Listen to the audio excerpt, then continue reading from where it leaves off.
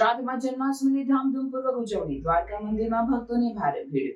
ગુજરાતમાં ભગવાન શ્રી કૃષ્ણના જન્મોત્સવ કૃષ્ણ જન્માષ્ટમીની ઉજવણી ભારે ઉત્સાહ અને ધામધૂમથી કરવામાં આવી રહી છે।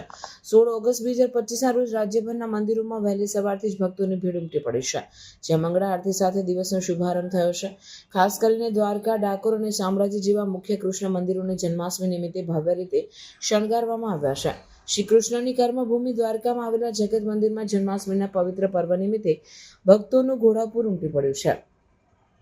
વહેલી સવારથી જ ભક્તો શ્રી દ્વારકાધીશના દર્શન કરવા માટે લાંબી કતારોમાં ઉભા રહીને પોતાની શ્રદ્ધા વ્યક્ત કરી રહ્યા છે। મંદિરમાં ભગવાનના વિશેષ શણગાર, પૂજા અર્ચના અને મધ્યરાત્રે કૃષ્ણ જન્મોત્સવના કાર્યક્રમોનું આયોજન કરવામાં આવ્યું છે। આ ઉત્સવ દરમિયાન ગુજરાતના વિવિધ શહેરો અને ગામડાઓમાં ધાર્મિક કાર્યક્રમો, ભજનો અને કીર્તનનું આયોજન કરવામાં આવ્યું છે। જન્માષ્ટમીના બીજા દિવસે એટલે કે 17 ઓગસ્ટ 2025ના રોજ નંદોત્સવની ઉજવણી કરવામાં આવશે, જેમાં ભક્તો દ્વારા ગીતો ગાઈને અને મીઠાઈઓનું વિતરણ કરીને આનંદ વ્યક્ત કરવામાં આવશે। આ પવિત્ર દિવસ નિમિત્તે રાજ્યભરમાં એક ભક્તિમય અને આધ્યાત્મિક વાતાવરણ છવાયું છે।